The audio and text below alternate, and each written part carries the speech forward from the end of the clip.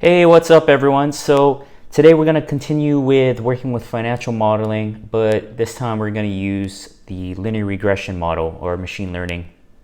It's a very common model when you're trying to look at two or multiple variables and look at a linear relationship.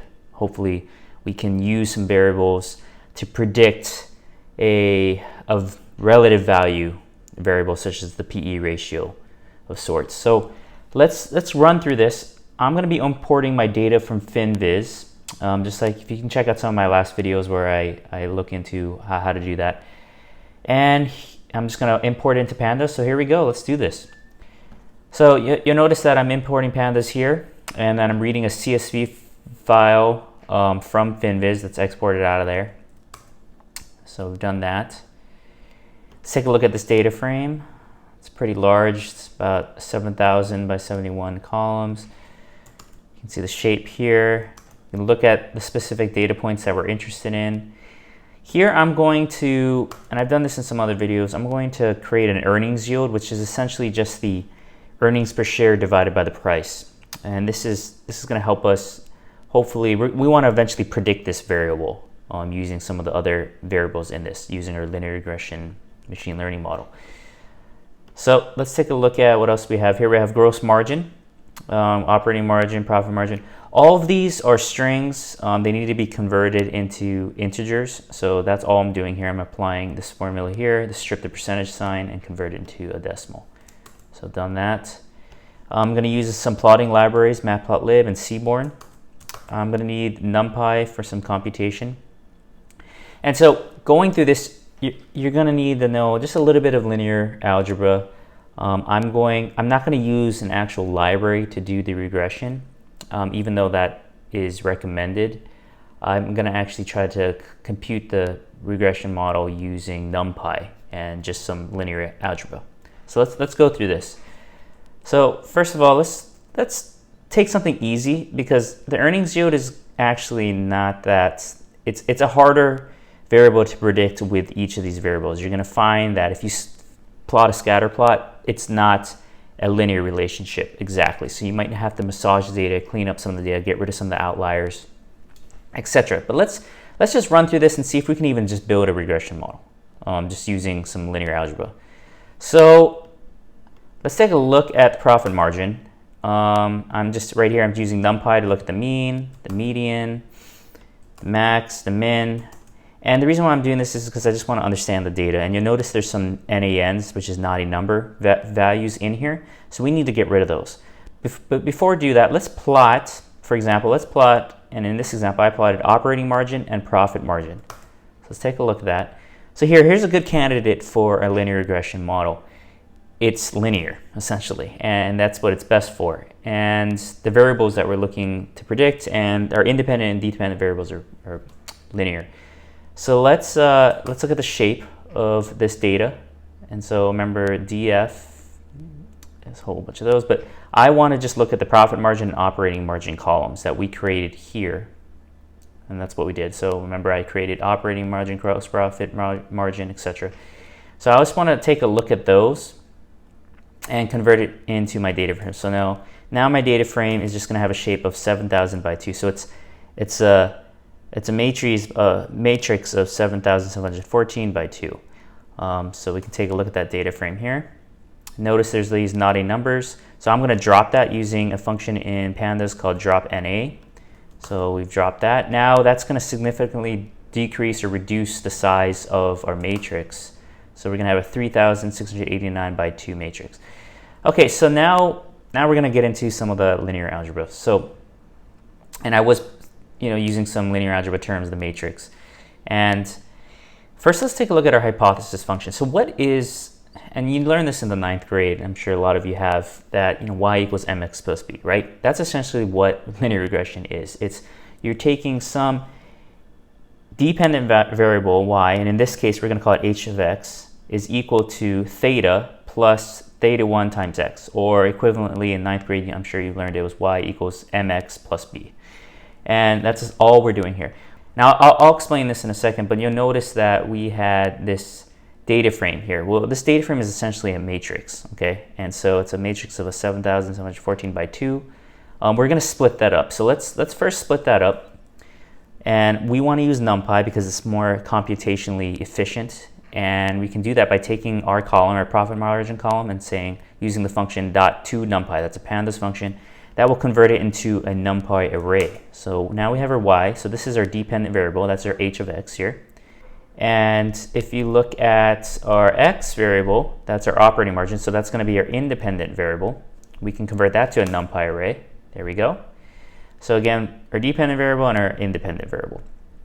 And notice theta here. These are theta values. We're going to start off with a NumPy array of 0 for both of those for now. Okay. So we've done that. So you can see theta is just a 2 by 1 matrix. You can't see the 1 here, but essentially that's a 2 by 1 vector. You could say a 2 by 1 matrix, but essentially it's a 2 by 1 vector. And we want to, when we're going to create our matrix for x variables, we need to append or add a intercept. And to do that, we just need an intercept of 1s. So what I'm going to do is I'm going to take the length of x, which is this, and I'm going to use NumPy to create a NumPy array of 1s. So it's basically just an array of a whole bunch of 1s that has the length of the size of x, which I believe we said was, well, I'll get to that in a second. So we can say it. Yeah, it's about 3,689. So there we go. So now to do that, now to append our 1s to our x vector. So we have a vector of 1s and we have a vector of our x variables. We can use something in NumPy called np.c underscore, and then in parentheses we'll say 1s, which is our vector of 1s, and x is our vector of x variables. So we'll do that, and now we can take a look at that. So there we go. Now we have a matrix. Now this is not a vector anymore. It's a matrix of 3,689 by 2. Okay, now we're going to get into the good stuff. So again, let's go jump back to this formula here. This is basically doing a dot product computation here between a matrix and a vector. And to do that, we can use a function called dot in NumPy. So that's all we're going to do. We're going to take our matrix of x, which is this. It's a 3,089 by 2, and find the dot matrix between theta, which is a 3,689 by 1 vector. And notice, theta is a 2 by 1 vector. So you notice that in order to multiply a matrix and a vector together and do the dot product, the columns in the matrix need to be equal to the rows in the vector. If they are not equal, you will get an error and you cannot compute the dot product. So I think I was using dot matrix there, but dot product. So let's run this, and now we should have our h of x, which is our y, and it's gonna equate to a vector of a 3,689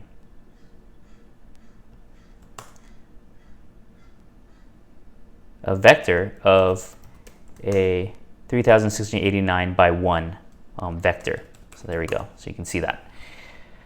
Okay, so that's pretty cool. And so now we know that we can compute that. So what do we do now? So, well, you notice that all we really did was we just took the dot product of a matrix multiplied by a vector of zeros, right? And well, that's not really helpful. We need to find these theta values. That's the whole point of this. We're trying to find what these theta values will be to help us equal or create the line to predict our h of x or our y variable, okay? So to do that, we need to have a cost function, and we're going to use an algorithm called gradient descent. So the cost function is of this form here, like so. And all this is really doing is it's very simple. It's just taking our original hypothesis, which was h of x here, like this, like so. So you notice this is this form, like so.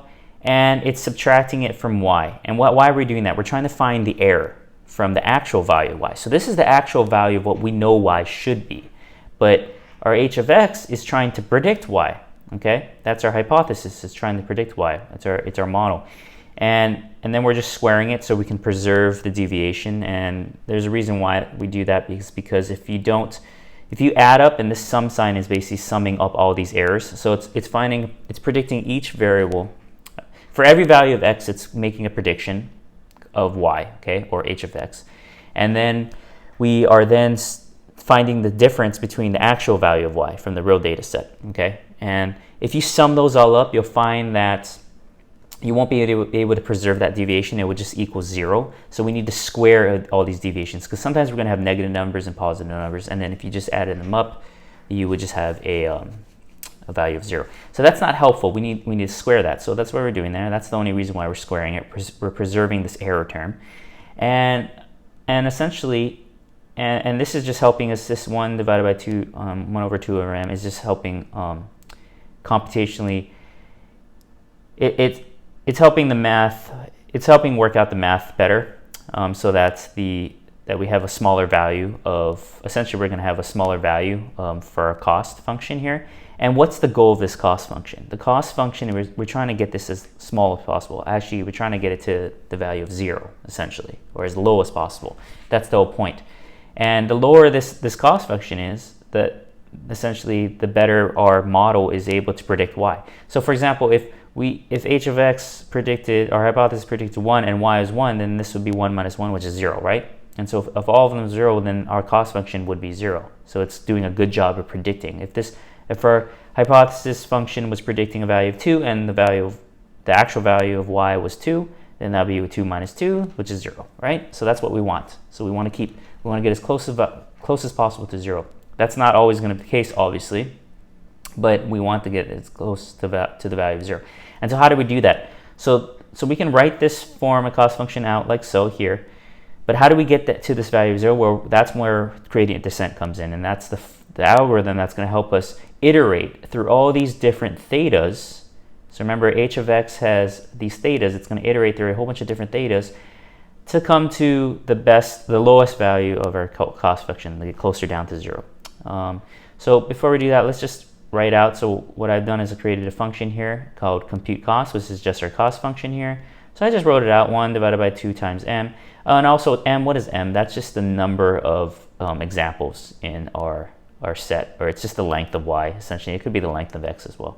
But that's all we're doing. That's helping us compute this mathematically. And all I'm doing here is I'm taking it, again, remember h of x is just the dot product of x and theta. Remember? We did that here, x and theta. So the h of x is just this. So I'm just doing that, plugging that in here for that, and I'm subtracting y. So I'm supplying the x variables and the y variables and the theta, and then taking the sum of all that. So I've just turned this formula into a Python function here. So we've done that, so let's run that.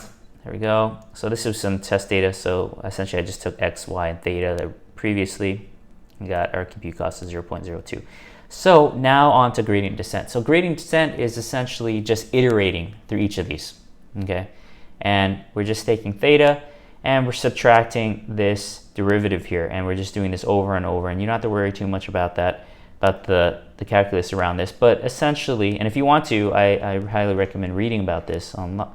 There's many different sources, machine learning sources that go into this, but essentially all we're doing is that we're updating theta for each iteration of I, and we're doing that over and over and over. So let's try to run that. So we're getting a new value for theta, okay? So that's what I'm going to do here. I'm going to take this for loop here, and I'm going to iterate through this 1,500 different times, and I'm going to just compute our hypothesis function, and I'm going to compute the formula for the gradient descent with a new theta value every single time. See? So you're getting a new theta value. It's coming in, new theta value. It's going looping through this every single time until, and I'm plugging that theta into our compute cost until we get a value of, or a decrease in our compute cost, of our cost function. That's the goal here. So we're going to have to start with a value of alpha, and now alpha, that can vary depending on how large or small you want to make it. The larger it is, the faster it will get moved, but sometimes if you make it too large, you're going to skip, and you'll find that your cost function may not eventually arrive to its lowest value of 0. Okay, so you might have to play around with alpha, but I'm going to just start off at 0.02. Our theta, I'm just going to start off at 0, so we're going to plug in theta of 0 again, just like we did above. Remember, we just used the theta value of 0 here. That's essentially all I'm doing here. And let's run through this, and then I'm going to be appending my compute cost function into this list J here, and we're going to plot it later so you can actually see it decreasing. And then eventually I'm going to print out our theta values. So these are theta values that we can use in our hypothesis function that will help us predict the value of our line, or try to equate the value of our line. So let's run through this. There you go. So I've just printed those out. And so you can kind of see it start our cost. This is printing out our cost function, right?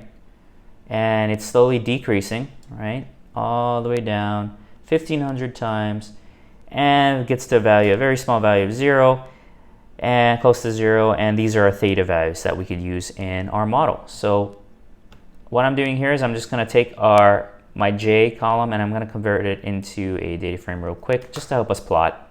You don't have to do it this way. You could do it in a different way. This is essentially all these values here, and I'm putting into a data frame. That's all.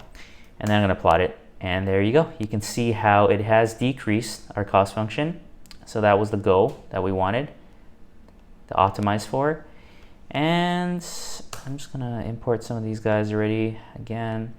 And let's just take the scatter plot again of what we were looking at. Remember, we created the scatter plot earlier. And essentially this is just our x variables and our y variables, which is our operating margin and our profit margin. And what I'm going to do is I'm going to take our x variables, but now I'm going to, instead of plotting our y variables, I'm going to plot what our prediction function h of x predicted. So if you'll notice that h of x, remember, using our theta, well, it should create a perfect line as well, and there it is. Okay.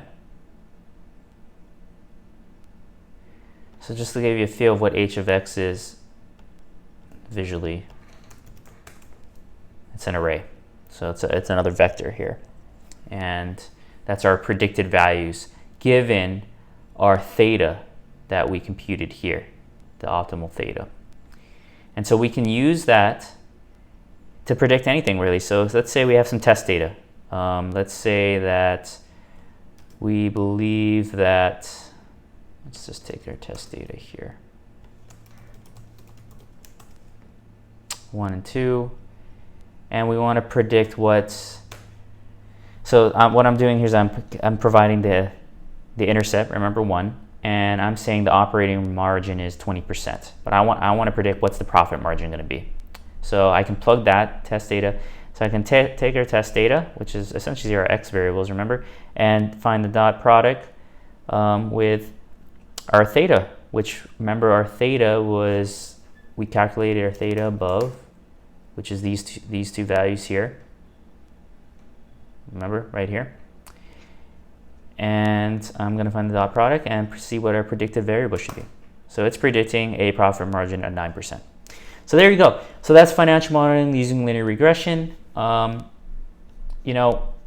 Essentially, usually what you want to do is it's recommended to use a library that does this instead of doing some of the linear algebra yourself. But you can see it's very possible in what we can do. So our goal is we want to predict the earnings yield. And in some of my other videos, I've actually have done this. But I want to try to go a little bit deeper and see if we could create a model here using some of these other variables to predict earnings yield. And that will help us understand, okay, what companies are over or undervalued based on earnings yield. So if you like this video, please subscribe, guys. In my next videos, maybe I'll go over logistic regression and potentially expand on this model trying to predict this earnings yield. So till next time, guys, thanks.